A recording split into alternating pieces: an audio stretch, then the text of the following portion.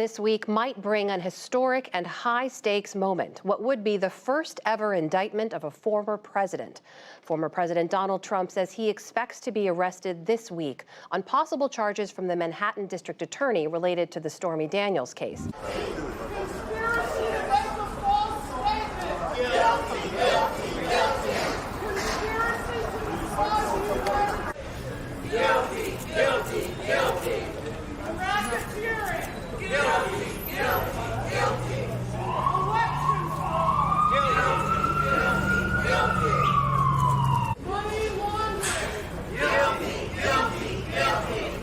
A roadmap for all of this, starting with that local Manhattan case, but the powerful district attorney there, Alvin Bragg.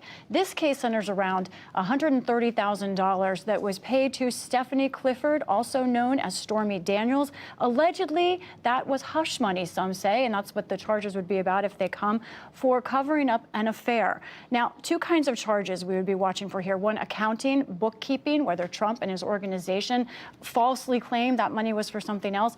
Two, campaign finance, whether that money was used for a campaign purpose, his reputation. Now, as we're waiting for this indictment, which could come anytime, we've heard from Trump and now more and more leading Republicans, what they're doing and defending him is going on offense against the prosecutor Bragg, saying that he has corrupt bias. Even for us, we cover this all the time. This can be dizzying. So I want to take our viewers through these cases, think of them in terms of location and the types of prosecutors involved. Let's start in Fulton County, Georgia. This is the next case that we expect perhaps in terms of time.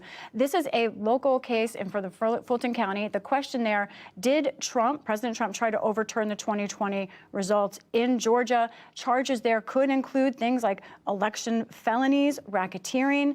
This is the case that we talked about the grand jury meeting on. The grand jury filed its report in this case to the prosecutor there 2 months ago. We're waiting for the prosecutor to make her decision, and that is expected soon. That is the Fulton County, Georgia case. There's a national case that also is incredibly high stakes. The Department of Justice has a special counsel in a separate case that we've been talking about. That special counsel looking into two different kinds of cases, the classified documents that were found at Mar-a-Lago and elsewhere, and then also the 2020 election, whether President Trump had a role, or is former President Trump a candidate for 2024. That's the National Department of Justice case. One more case for all four of them. In terms of, we've got three major potential criminal cases, and we've got one civil case that would really affect former President Trump's business. He is defending himself on all fronts, and we're seeing increasingly Republicans really ratchet up the rhetoric as well. Also, Amna, this is Republican primary ramp-up season. What happens to former President Trump in these cases will very likely affect the Republican primary significantly. Finally, there are security concerns here. I don't have to tell you. We were both there on January 6th, that President Trump has asked for protests over this potential indictment in Manhattan. There is increased security, heightened awareness in New York, and I'm told at the U.S. Capitol, a little bit of awareness, nothing too much yet, but it's already on the radar. People are getting nervous to see what could happen and how supporters of President Trump react. TikTok has more than 150 million monthly users in the U.S. alone, but faces growing calls for it to be banned over fears about China's access to user data. Laura Barone-Lopez looks into the potential personal, political, and international fallout should the U.S. government ban the platform. One Tuesday morning before work, I was like, let me just upload this video, and then I came home to work and I was like, whoa, it was like 200,000 views, I had all these comments, and from there, it just kind of started.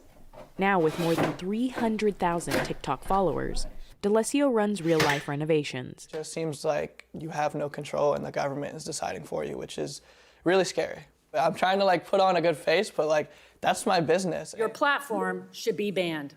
And it's all at risk in Washington. Mr. Crew, welcome to the most bipartisan committee in Congress. We may not always agree on how to get there, but we care about our national security.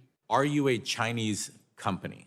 Where Democrats and Republicans share a common enemy in TikTok and its CEO, Shou Chew. This is yet another instance of TikTok attempting to mislead Americans about what their technology is capable of and who has access to their information.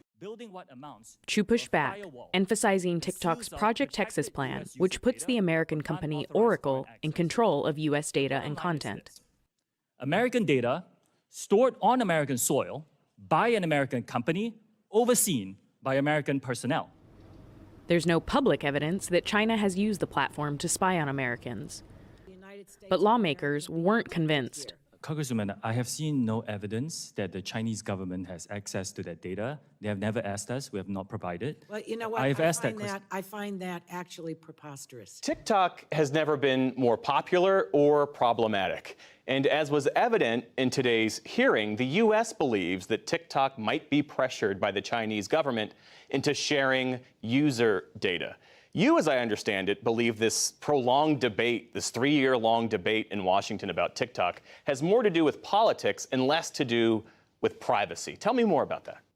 Well, TikTok, like other tech companies, collects a lot of data about users, maybe more than most users understand. And in that way, it does present a danger to privacy. But there isn't any good evidence that that danger is unique to TikTok as opposed to other companies like YouTube, Google or Meta. What's distinct, of course, is that TikTok has a Chinese parent company. And it seems like a lot of politicians are seizing upon that fact to speculate about TikTok presenting a national security threat. Well, it seems like the options on the table are rather severe. One involves forcing a company to sell, and the other is a complete ban on a service that millions of Americans use.